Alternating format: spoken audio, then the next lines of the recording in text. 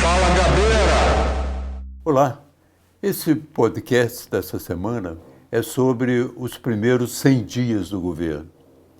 É claro que 100 dias do governo nunca é um marco decisivo. É preciso muita má vontade militante para dizer que o governo fracassou por causa dos primeiros 100 dias.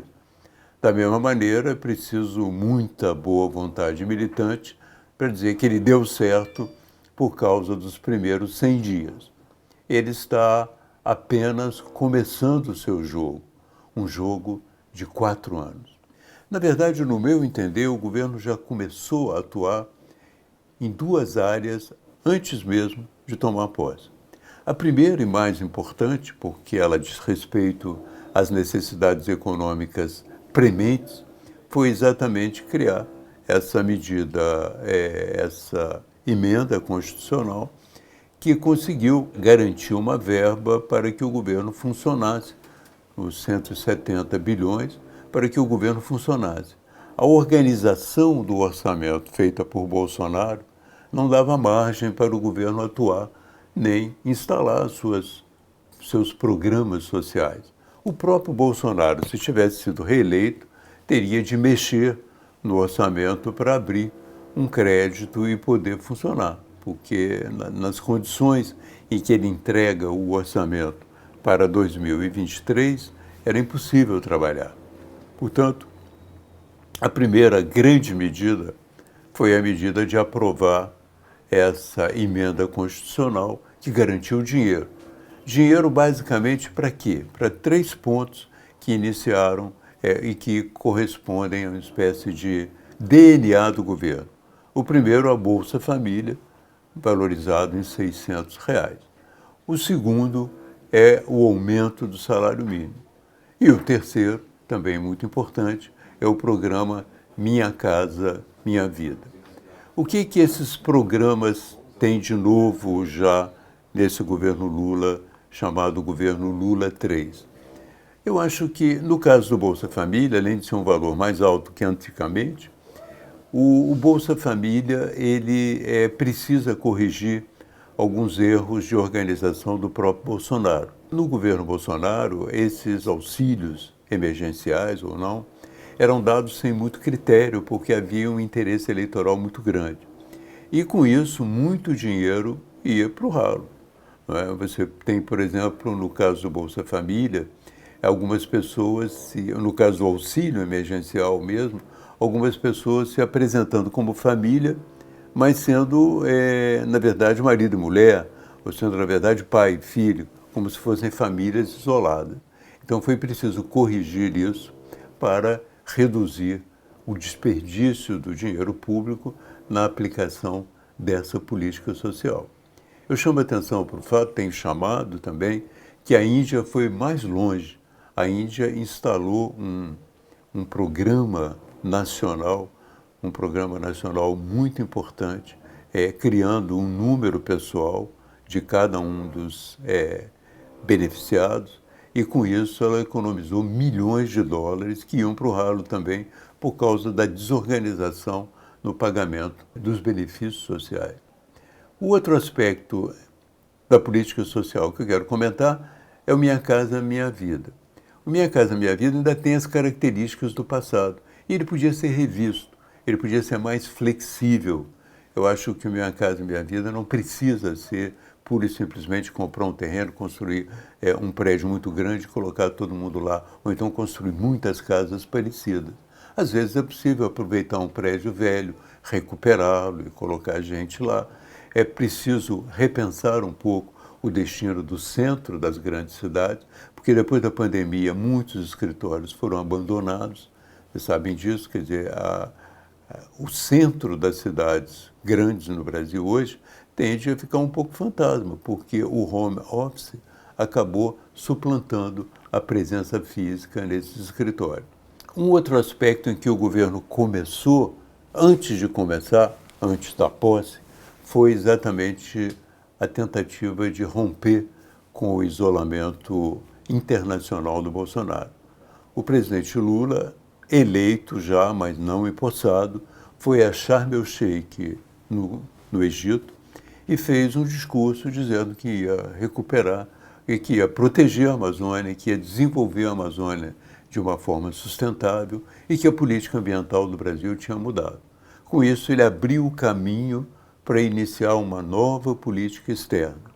E essa política externa, iniciada depois da posse, é praticamente a novidade em relação ao governo Bolsonaro. O Brasil rompeu com o seu isolamento.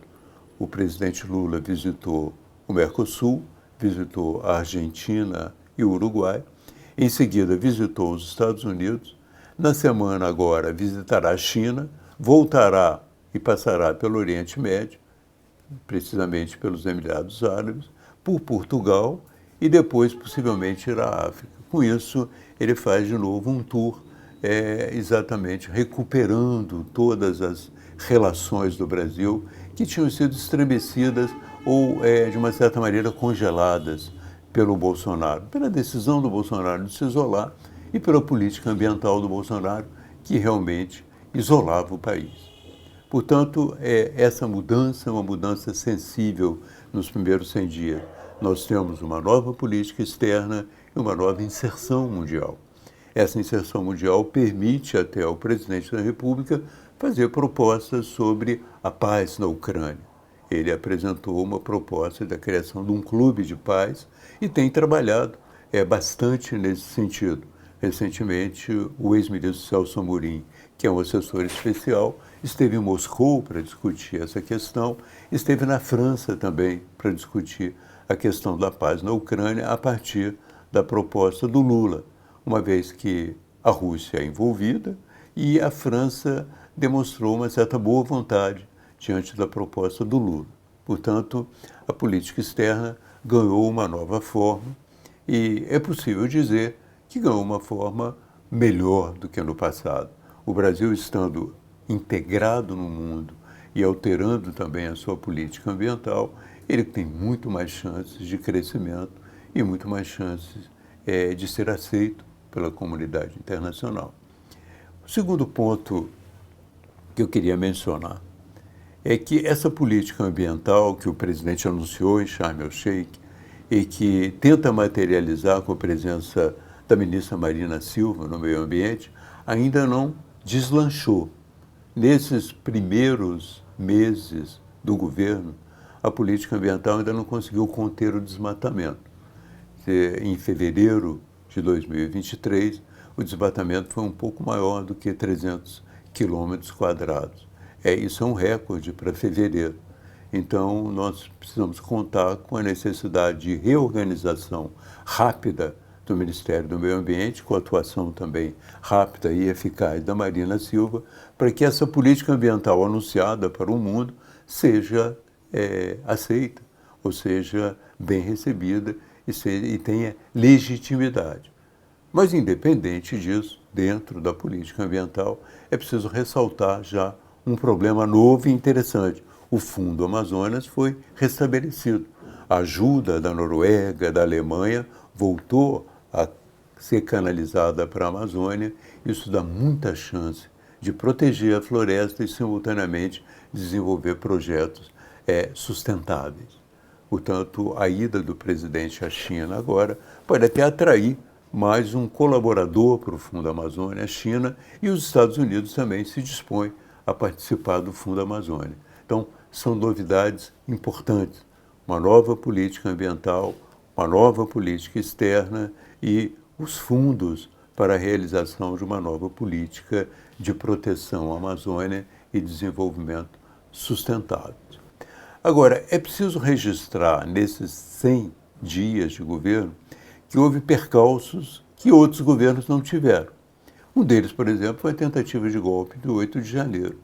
Quer dizer, isso traumatizou o país, obrigou também o governo a fazer um trabalho específico de defesa da democracia e obrigou também a gastar dinheiro para recuperar a destruição feita no Congresso, a destruição feita no Supremo e no Palácio do Planalto.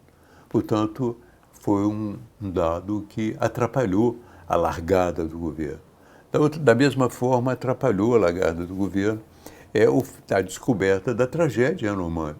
Foi preciso que o presidente se deslocasse até Roraima, iniciasse um processo de utilização de forças-tarefas, de montagem de hospitais de campanha para salvar o povo Yanomami e também começar a expulsão dos garimpeiros daquela área, porque a tragédia do povo Yanomami está intimamente associada à busca do ouro naquela região e à presença do garimpo ilegal. Um outro fator, o terceiro fator nesses 100 dias, que teve um peso também importante, foram as chuvas de verão. Eu diria, bem, as chuvas de verão acontecem em todo verão, é verdade.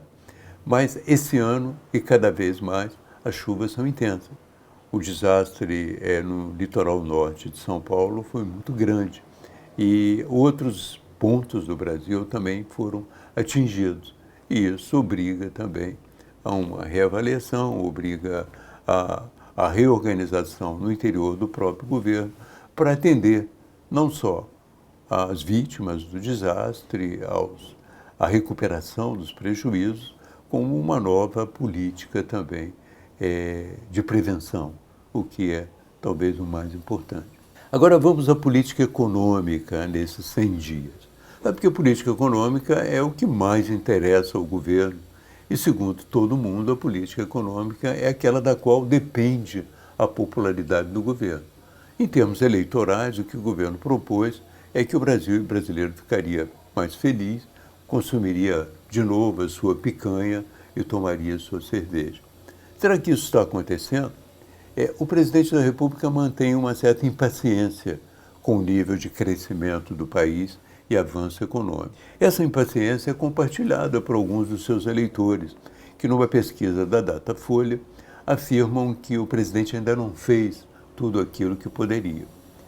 O presidente da República escolheu também como um tema para explicar essa lentidão no crescimento econômico, a alta de juros, e desenvolveu ao longo do período uma longa batalha verbal contra a alta taxa de juros, com críticas ao Banco Central e ao seu presidente, Roberto Campos Neto. Acontece que a batalha verbal do presidente não surtiu efeito, apesar de que ele tem o apoio de 80% da população, segundo as pesquisas. Isto é, 80% da população, que depende também, em grande parte, da alta de juros, porque tem que fazer uma compra-prestação, os motoristas de táxi têm que renovar o seu táxi, todos eles se sentem estrangulados pelos juros no Brasil, que é o mais alto do mundo desde maio do ano passado. Então, essa questão não foi resolvida. Mas o governo tem duas armas que podem não só baixar os juros, como podem fazer com que a economia cresça de uma forma sustentável no ano que vem. Quais são elas? A primeira delas é o arcabouço fiscal. O presidente apresentou, através do seu ministro das Finanças, um projeto de arcabouço fiscal. Essa âncora fiscal substitui o teto de gastos. E ela tem como referência básica, como viga de sustentação, a ideia de que as despesas podem crescer acima de 70% das receitas. Então, vai se gastar apenas 70% do que se arrecada. Isso já é um fator importante no sentido de economizar dinheiro para reduzir o déficit e, eventualmente, lá na frente, também reduzir a dívida. Portanto, esse arcabouço fiscal ele tem algumas questões importantes. Ele tem um pulo do gato. Quer dizer, você reduzir a despesa apenas a 70% das receitas não resolve a questão do crescimento. Então, é preciso aumentar a receita para que essa cota de 70% de gastos seja maior também. E como ele vai fazer isso? Ele vai fazer isso taxando gente que nunca pagou imposto. Então, essa é uma questão importante. O governo tem como meta, por exemplo, taxar as empresas de apostas em jogos de futebol, que hoje têm uma grande presença na internet. Essas empresas hoje são uma indústria fortíssima. Grandes atletas do passado fazem propaganda dessas apostas esportivas que mobilizam bilhões. Então, o governo pretende arrecadar de 12 a 15 bilhões com essa medida. Da mesma maneira, ele pretende resolver algumas questões, alguns privilégios que ainda existem no sistema fiscal para aumentar a arrecadação, né? E isso é uma das grandes saídas para ele poder resolver o problema do déficit e avançar. O arcabouço fiscal ainda não foi apresentado, porque estamos na semana da Páscoa, mas ele deve ser apresentado, a receptividade dele foi boa, não é? Então é possível que ele seja aprovado. A outra expectativa do governo, que nesses 100 dias ainda não deslanchou, mas já começou o trabalho na Câmara dos Deputados, é a reforma tributária. A reforma tributária espera-se que vá, de uma certa maneira, promover uma justiça social importante, porque muitas pessoas pobres pagam muito imposto e não precisavam pagar tanto, e também vai liberar as empresas do cipoal de impostos que existe no Brasil, dos gastos que ela tem com o departamento jurídico para poder se adequar ao sistema de impostos do Brasil, simplificando. Essa simplificação vai representar uma grande economia e uma liberação de energia para que as empresas investam mais e cresçam. Portanto, esses dois pontos, né, o arcabouço fiscal e a reforma tributária, são os dois pontos com os quais o governo conta para deslanchar na economia. Mas nos primeiros 100 dias ele apenas apresenta essas propostas e faz a sua luta contra a taxa de juros. Mas, como eu já disse, a luta contra a taxa de juros não resultou porque o Banco Central continua firme na ideia de que a inflação tem que ser contida e que essa inflação seria muito aumentada caso baixasse a taxa de juros no momento. O Banco Central trabalha também com dados internacionais, mas há uma discussão muito grande. O presidente da República entrou nesse campo, mostrando também que a inflação no Brasil não é uma inflação de demanda, não é porque o brasileiro esteja consumindo muito ou produzindo muito, é que existe essa inflação. É uma inflação mais provocada pela alta do custo dos alimentos lá fora, pela guerra na Ucrânia, aumento dos fertilizantes, aumento dos combustíveis, enfim, é uma inflação de características diferentes. Não importa, estamos nesse pé nos primeiros 100 dias. Em termos de política de segurança nacional, eu acho que há alguns fatores importantes. O governo desenvolveu uma luta contra esse armamento desenfreado que Bolsonaro instalou no país. Ele anulou alguns decretos do Bolsonaro e resolveu que as armas têm que ser recadastradas. Ele determinou um prazo para o recadastramento dessas armas, mas acontece que o prazo era curto, ele decidiu aumentar um pouco. Mas, de qualquer maneira, a pressão do governo sobre armas, sobre o uso de armas no Brasil vai crescer e a tendência, possivelmente, será de evitar que o armamento cresça como cresceu no período Bolsonaro, a ponto de nós termos hoje no Brasil mais gente armada individualmente do que as próprias armas das forças de segurança. Então, esse problema é um problema importante na área de segurança pública. Outro problema interessante na área de segurança pública foi que o governo despertou um pouco para a seriedade do combate aos grupos ou às facções. Não é? Essas facções criaram, as facções criminosas criaram, no Rio Grande do Norte, por exemplo, um grande problema. Elas paralisaram o Estado, promoveram ataques em mais de 50 cidades, mais da metade do Rio Grande do Norte, e elas realmente chamaram a atenção para a necessidade de um trabalho sobre o combate aos grupos ou às facções do crime organizado. O mais importante, digamos assim, o mais jornalístico dessa história foi a tentativa, o projeto ou o plano de assassinar o Moro e assassinar também um promotor no interior de São Paulo e outras autoridades penitenciárias. Um plano organizado pela organização criminosa maior do Brasil, que é o PCC, e descoberto pela Polícia Federal, neutralizado pela Polícia Federal. Foi um grande ganho para o governo Lula, por exemplo, conseguir evitar que houvesse um crime contra um adversário político, que o Moro é claramente um adversário político.